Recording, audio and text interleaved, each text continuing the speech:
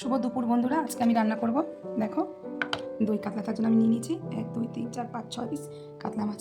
আমরা বাড়িতে 3 জন নিয়ে নিয়েছি 6 পিস কাতলা মাছ। আমি কাতলা মাছ খুব একটা ভালো খাই না, তার বাপের বাড়িতেও দিয়ে আসবো, এই জন্য আমি খাবো না মাছ, আমার ভালো লাগে না কাতলা মাছ, আমি অন্য কিছু রান্না করে নেবো। তো আজকে গুড মর্নিং বা শুভ দুপুর কোনটা আমি বলবো আমি বুঝতে পারছি না, কারণ কোনোটাই আমার পক্ষে শুভ নয়। তোমাদের বলেছিলাম আমি কদিন আমার শরীরটা খারাপ, মনটা আমি খুব টেনশনে আছি। তো আজকে সেই টেনশনের লেভেলটা একদম মাত্রা ছাড়িয়ে গেছে। ঠিক আছে, গল্প করতে করতে তোমাদের সঙ্গে রান্না করি, তাহলে বলবে তাহলে তুমি তাহলে কেন রেডি করলে? এটা তো আমি দুপুরবেলা আমি রেডিটা তো দুপুর 2টোর সময় করে না, সকাল সকালই করে, আমি রেডি করে রেখেছি। দিচ্ছি টক দই।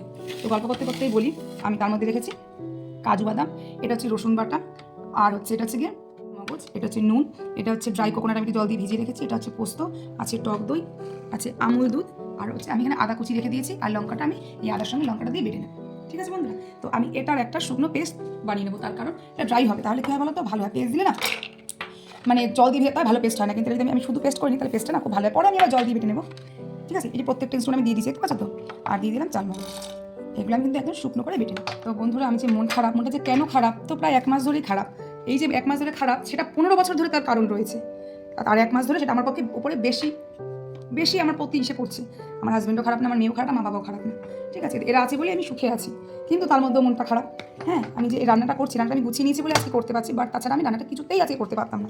মেয়ে বলছিল মা দই কাতলা কালকে একবার রেখে দিয়েছি, এবার এই মাছটার মধ্যে আমি মেয়ে বলছে আমার দই কাতলা করো, কালকে রেখে দিয়েছি একবার, কতবার রেখে দেবো, এই জন্য করছি। এই যে মাছে নুন মাখাচ্ছি না, আমার ভেতরটা কিন্তু এই নুনের মতো করে জ্বলে যাচ্ছে, মানে কাটা খায় নুনের সাথে যেরকম হয়, আমার ঠিক সেরকমই হচ্ছে। মাছে কিন্তু আমি হলুদ দেবো না, ঠিক আছে, যেহেতু দই কাতলা হবে সেটা একটু দেখতে কিন্তু সাথে সাথেই হবে। তাই এই মাছটা, কাতলা মাছ তো একটু গন্ধ হয়, আমি খেতে পারে না, আমিও খাই না, আমি খাবও না, খেতে পারি না, তার জন্য আমি একটু ভিনিগার দিয়ে 10 মিনিট ভিজিয়ে রেখেছিলাম।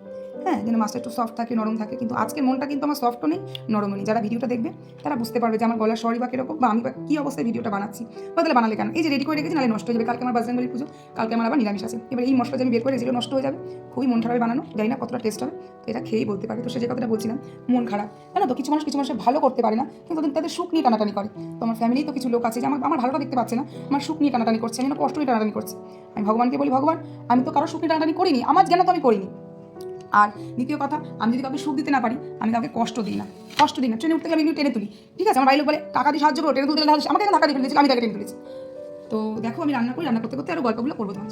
আর হচ্ছে চাল মগজ যে মানে নিয়ে গেলাম, যে দেখলাম পেস্ট করতে, এই যে আমি জল ছাড়া এটা গুঁড়ো করে নিয়ে আসলাম। এবার আমি জল দিয়ে পেস্ট করে গ্যাস জ্বালিয়ে দিলাম, কড়াই তো বসিয়ে দিই, কড়াইটা বড় তো, আমি এবার 4টে মাছ দিতে পারবো, আর এগুলো আবার দিই। তো মাছগুলোকে আমি বেশি ভাজা দেবো না, কড়া ভাজা করবো না, কেন বলতো মাছগুলো কষ্ট পাবে না। আমার জীবনটা একদম ভাজা ভাজা করে ফেলছে কিছু মানুষ না, একজন মানুষ আমার জীবনটা ভাজা ভাজা করে ফেলছে। আমার স্বামীটা ভালো, বাবা বাড়ি ভালো, সন্তান ভালো, তো সেগুলো আমি বুঝতে পারি। তো মাছগুলো আমি ভাজা ভাজা করবো না, বেশি বেশি ভাজা ভাজা করলে কাঠখোট্টা হয়ে যাবে, তো তাহলে মাছগুলো আর বেশি হবে না, মানে ভিতরে এই মানে মানে যেগুলো ওই জিনিসগুলো সেগুলো কিন্তু ঢুকবে না, তখন মাছটা খেতে ভালো লাগবে না। ঠিক আছে, মাছটা আমি সাদা সাদা রেখেছি, কাঁচা রাখবো না, তাই বলে এই মাছগুলো আমি সুন্দর করে একটা করে কিন্তু তার ভাজাই হয়ে গেছে। মানে আমার জীবনটা এরকম ভাজা, এর থেকে বেশি ভাজা হয়ে গেছে। আমি তুমি বাঁধবো কিনা জানি না, ভিডিও কমেন্ট করতে পারবো কিনা আমি জানি না, এরকম আমার জীবনটা এরকম ভাজা ভাজা হয়ে যাচ্ছে। মানুষের কিছু মানুষ না, বললাম যে সব বলবো, আমার জীবন যেটা আমি আমার যেখানে সামনে এইমটা রয়েছে সেটা যদি আমি পূর্ণ করতে পারি, সেদিন তো আমি ভিডিওতে আমি সব দেখাবো, আমার সেই ভিডিওতে সব তোলা রয়েছে, জানো তো, আমি সব তুলে রেখে দিয়েছি। আমার নিজের লাইফ ট্রিক্স রয়ে গেছে, আমি যে ভিডিও করেছি না, আমার জীবনে লাইফ ট্রিক্স রয়ে গেছে। আমি তবুও মেয়ের মুখের দিকে, স্বামীর মুখের দিকে তাকিয়ে আমি চুপ করে রয়েছি। আমি এমন কথা শুনেছি আমার লাইফে ট্রিক্স রয়েছে। এবার নামিয়ে নিতে, হ্যাঁ, নামিয়ে বাড়তে রেখে কেন কেন বলতো, হলুদ দিলি তো ওই জন্য ভালো ভালো লাগবে, কিন্তু মাছগুলো ভাজা হয়ে যাবে, সামনে দেখতে পাচ্ছি, তোমরা ক্যামেরায় দেখতে পাচ্ছি। আর মাছগুলো কিন্তু আমি ভেজে নিয়ে এসেছি, খুব বেশি কড়া করিনি, তাহলে আমি তখনই বললাম কড়া বলে আজকে ভালো লাগবে না। ঠিক আছে, এই জন্য এই যে ভেজে রেখে দিলাম। এবার আমি কড়াইতে দেবো মশলা, এবার দিয়ে দিলাম সর্ষের তেল, কিছুটা পরিমাণ দিয়ে দিলাম এলাচ কুচি, এলাচটা আমি একটু মানে মাঝখান দিয়ে একটু কেটেই দিয়েছি, দিয়ে দিলাম গোটা সাদা জিরে ফোড়ন, শুকনো লঙ্কা আমি সবাইকে চিড়ে দিন, কারণ বেশি ঝাল হয়ে যাবে, মেয়ে খেতে পারে না, আমি জন্য দেবো গোটা শুকনো লঙ্কা। আমি কোনো কিছুতেই আমি লঙ্কা ছিঁড়ে দিই না, পুরো আর তোমার পেঁয়াজ বাটা, এটা কী বলো তো, পেঁয়াজটাকে আমি সেদ্ধ করে তারপরে বেটেছি, তাহলে যে কাঁচা গন্ধ সেটাও চলে যায়, আর ফ্লেভারটাও ভালো হয়, আর মানে কী বলবো, দই কাতলাতে পেঁয়াজ বাটা দিলেই ভালো হয়, সেটা ভালো হয়। তো দেখো পেঁয়াজটা প্রায় ভাজা ভাজা হয়ে গেছে, সে ভালো করে আমি নেড়ে নেবো। যদিও আমি পেঁয়াজটা সেদ্ধ করে নিয়েছিলাম, এর জন্য পেঁয়াজটা দেওয়ার কাঁচা গন্ধটা বেরোতে হবে। হ্যাঁ, এর মধ্যে আমি দিয়ে দেবো রসুন বাটা, এটা সেদ্ধ করি, এই আদা আর কাঁচা লঙ্কা বাটা, এটাকে ভালো করে নিয়ে নেবো। এগুলো তেল ছাড়তে শুরু করে দিয়েছি, মশলা যত কষাবে তত তরকারি ভালো হবে।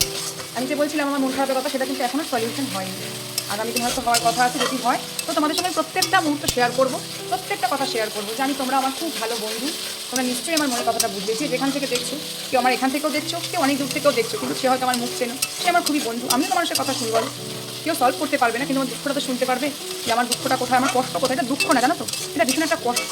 যে বিয়ের পর থেকে আমি এটাই ফেস করে যাচ্ছি, কিন্তু আজও আমি সলিউশন করতে পারি। আমার জীবনটা একেবারে কী বলবো, মানে কী যে কষ্ট। শুধু মা বাবা প্রত্যেকেরই ভালো হয়, কিন্তু তাও আমি বলবো প্রত্যেকের মা বাবা ভালো হয় না, সেটাও তোমাদের বলবো। এই প্রশ্নটাই আমি একদিন বলবো, আমি বলেছিলাম না মা বাবা ভালো হয় না, সেটাও বলবো। স্বামী ভালো, সবার ভালো হয় না, তবে আমার খুবই ভালো। আমার সন্তান তো কোনো তুলনাই নেই। এই 4টে মানুষ আছে, ভগবানকে প্রার্থনা করি এরা যেন আমার পাশে সবসময় থাকে, এরা যেন সুস্থ থাকে। আর বাদ বাকি যে লোক আছে আমি তাদের কথা সব তোমাদের সঙ্গে শেয়ার করবো। আগামী কালকের দিনটা যদি ভালো হয়, তোমরা আমাকে সবাই আশীর্বাদ করো, ভগবানকে প্রার্থনা করো, কালকের দিনটা যেন আমার শুভ হয়। এবার আমি দিয়ে দেবো এই যে কাজু, চালমগজ আর পোস্ত বাটা। এই যে সাদা জিনিসটা দিলাম, জিনিসটা কত সাদা, আমার কালকে দিনটা এরকম সুন্দর সাদা ফুটফুটে হয়, আমার ভবিষ্যৎ যেন তৈরি হয়ে যায়। আমি যা বজরংবলী পুজো, বজরংবলী ঠাকুর যেন আমাকে কালকে দিনটা খুব সুন্দর দেয়। তোমরাও ঠাকুরের কাছে প্রার্থনা করো। দেখো রান্না করতে করতে আমি কত গল্প করে ফেললাম তোমাদের সাথে। দিয়ে দেবো এই যে ড্রাই যে কোকোনাটটা, সেটা আমি দিয়ে দেবো। আমি নারকেল ছিল ঘরে, কিন্তু পেস্ট করে দেওয়ার মতো ইচ্ছে আজকে আমার নেই। আমি নারকেলটা সেদিন খিচুড়ি দেওয়ার পর রেখে দিয়েছিলাম, কিন্তু আমার আজকে ভালো লাগলো না, জানো তো, মনটা একেবারেই ভালো না। স্বাদ মতো লাগলো।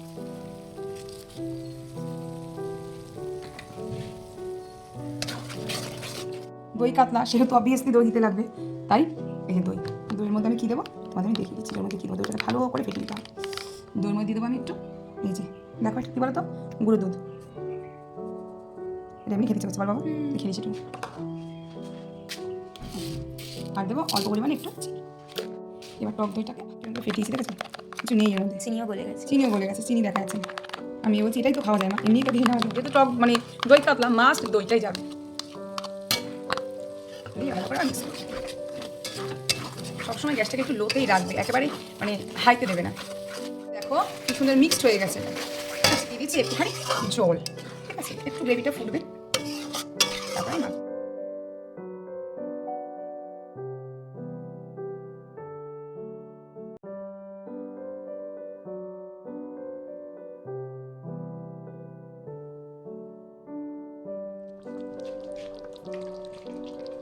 দেখেছো কি সুন্দর গ্রেভিটা কি সুন্দর হয়ে গিয়েছে।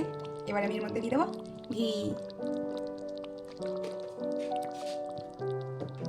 দিয়ে আমি দিয়ে দেবো এখানে নারিয়েল। এই সোনা মা, কালারটা কেমন এসছে রে? আমার জীবনের কালারটা এখন সুন্দর হয়ে যাবে রে। আমার জীবন হয়ে মানে তোর জীবন সুন্দর, বাবার জীবন সুন্দর হবে রে, সুন্দর হয়ে যাবে তো। ওর কাছে প্রে কর যে আমার জীবনটা যেন সুন্দর হয়ে যায়, ঠিক আছে। এবার এই মাছটাকে নামিয়ে নেবো। হ্যাঁ এই যে হয়ে গেছে। লাস্টে আমি কী দেবো, দিয়ে দেবো গরম মশলা। রান্না কমপ্লিট। আমার এই যে দই কাতলা রেডি। দই কিন্তু শুভ জিনিস, আমার জীবনটা যেন কালকেও শুভ হয়, তোমরা ভগবানের কাছে প্রার্থনা করো, ঠিক আছে। আমি রান্নাটা করে ফেললাম, আমার দই কাতলা totally complete. Tata bye bye. এটা কি সেই দই কাতলা? সেই দই কাতলা, স্পেশাল দই কাতলা। স্যারের বাড়িতে সেদিন শুনে খেয়েছি, খেয়ে বলছি কি যে মা দই কাতলা করো, দই কাতলা খাও। তো না, তো কালকে আর হলো না তো।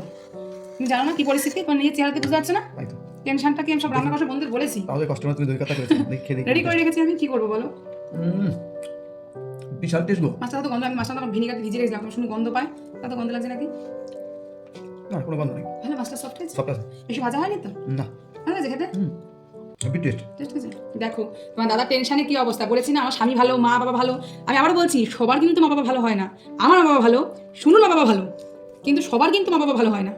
তাই জন্য দাদার আজকে এই চোখে মুখে দেখছো কিরম দাঁড়িয়ে, দাদা কিন্তু কখন দাদি মুখে রাখে না, কেন আমার আসবেই না, দাদা টেনশনে। দেখো দেখেছো, এই হচ্ছে দাদার পরিস্থিতি। তোমাদের বলেছিলাম মনে কষ্ট, যদি কালকে ঠাকুর দেয় তাহলে মনে কষ্ট কালকে যাবে। তুমি খাও, ঠিক আছে, আমরাও খাই। হ্যাঁ।